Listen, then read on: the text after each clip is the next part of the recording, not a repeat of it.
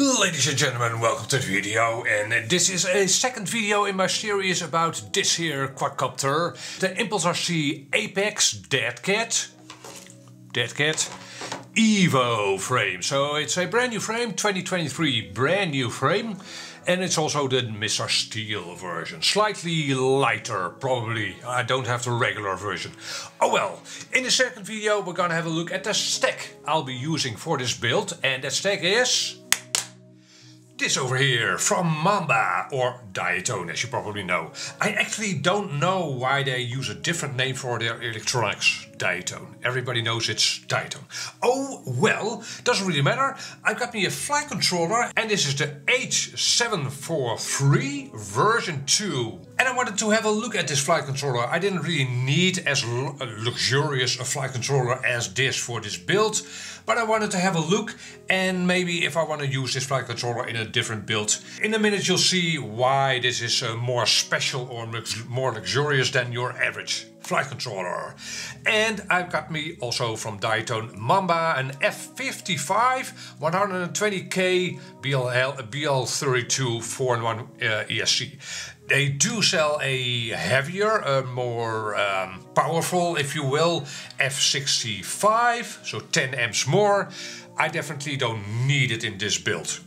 So yeah, it's my money, right? And I'm not even sure how much more a 65 amp 4-in-1 ESC would be, but I've already reviewed those for other builds. So in this video we're gonna have a close look at the content of this box and this bag. Here we go.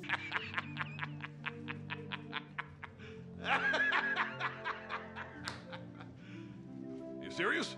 And there you go. This is what I received for my money. I got me a flight controller, I got me some gummies, an assortment of gummies. In the past Diatone sometimes shipped their flight controllers and ESCs with two different stiffnesses. And it looks like they've gone away from that. Apparently that's not really needed. So we've got connecting harnesses, 3 in this case.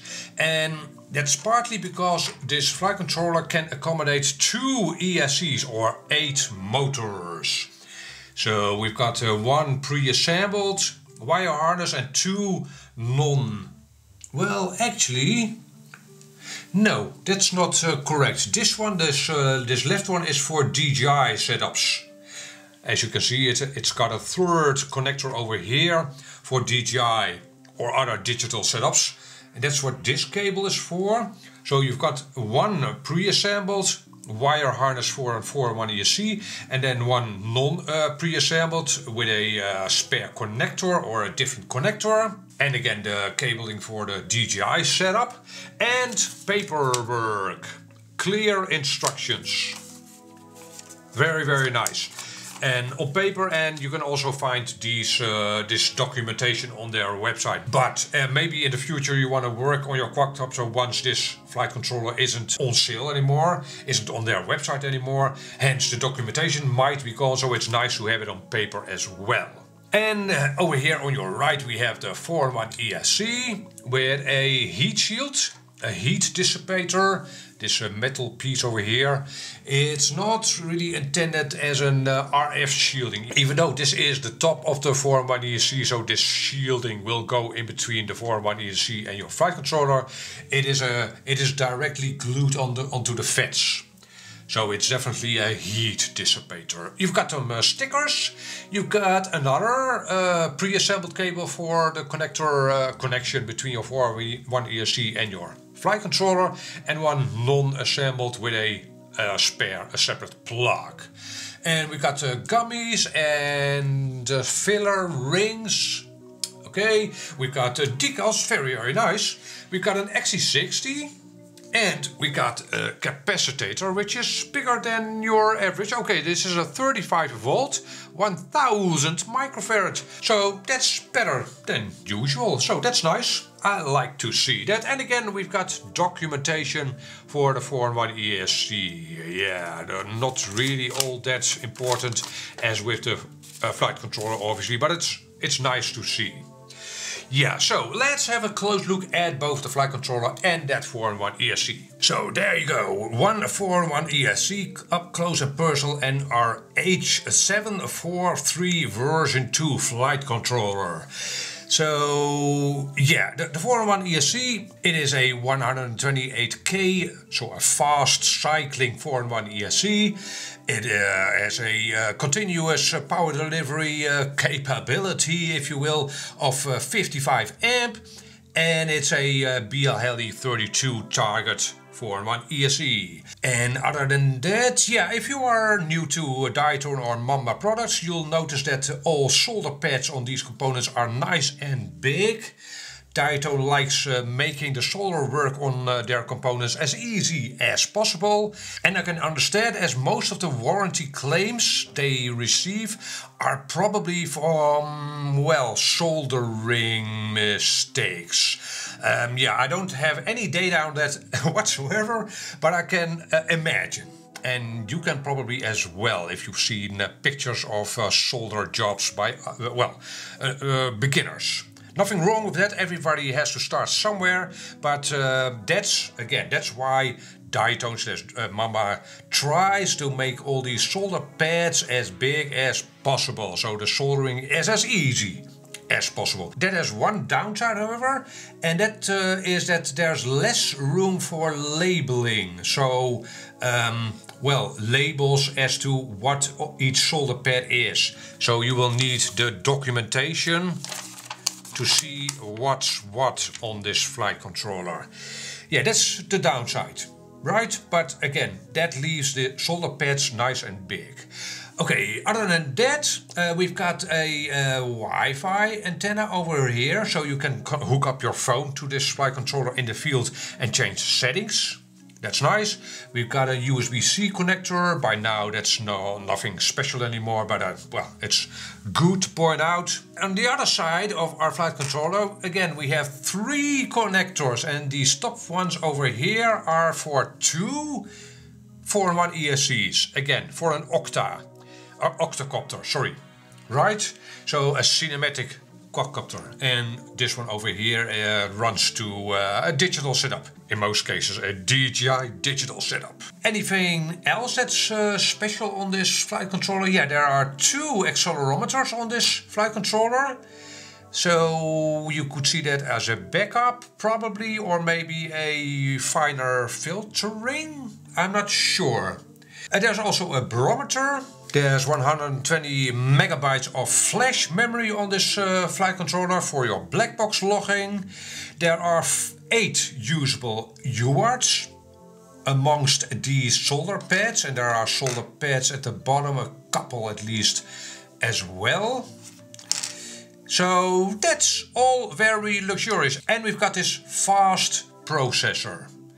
Yeah, I'm not completely sure if that has any benefits. Maybe they simply use these processors because of availability. I don't know. What else can I point out on this tech? Ah yeah, you might think that there are scratches on this heat shield of the 4-in-1 ESC.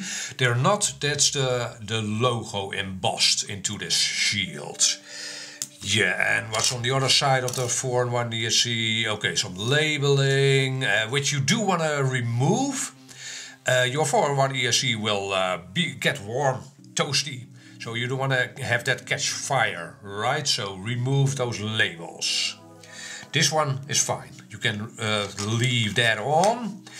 And okay, we've got 2 coils over here, presumably one for 5 volt and one for 10 volt, probably, or 9 volt. Yeah, and probably nothing for 3.3 volts for the old Spectrum setups. Not really needed anymore, I think. Okay, we've got an OSD chip over here, so this flight controller will be fine for an analog setup as well. And over here we have 2 switches actually. One will be to put the flight controller into bootloader mode. And the other one will be to cycle through different LED settings.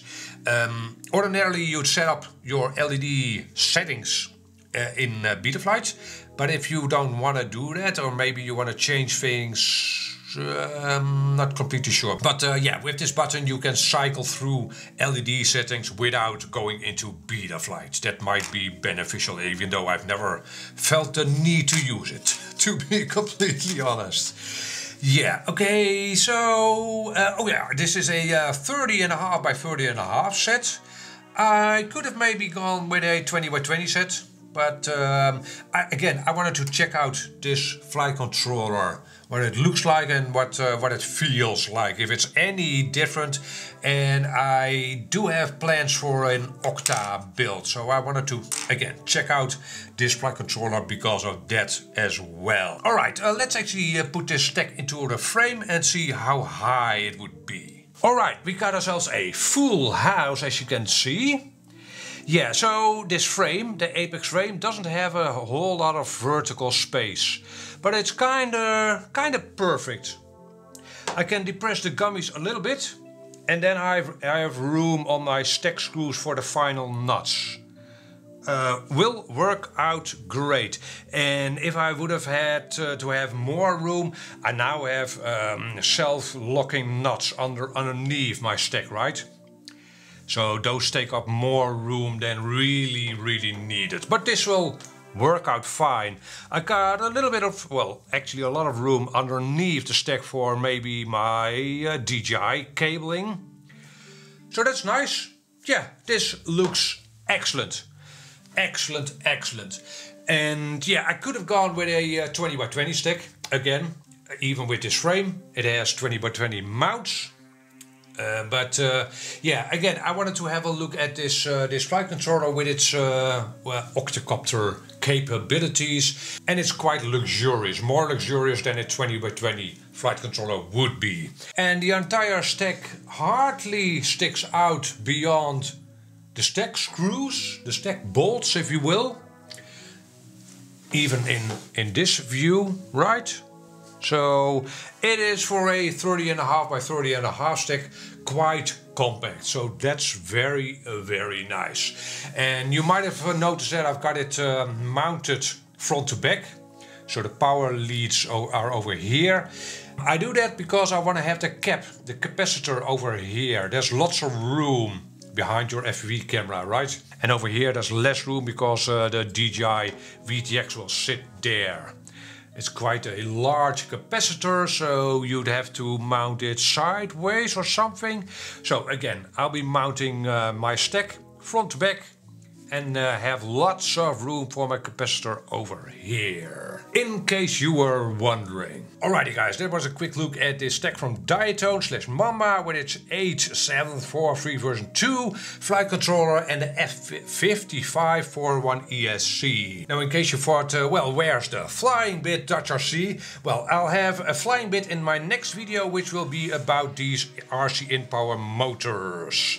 That'll be the next video in this series, so be on the lookout for that. If you are not subscribed yet, you might miss that video. So definitely subscribe as well, like the video and such, and then I'll see you back in the next video. Thank you very much for watching. Catch you on the next video. Bye bye.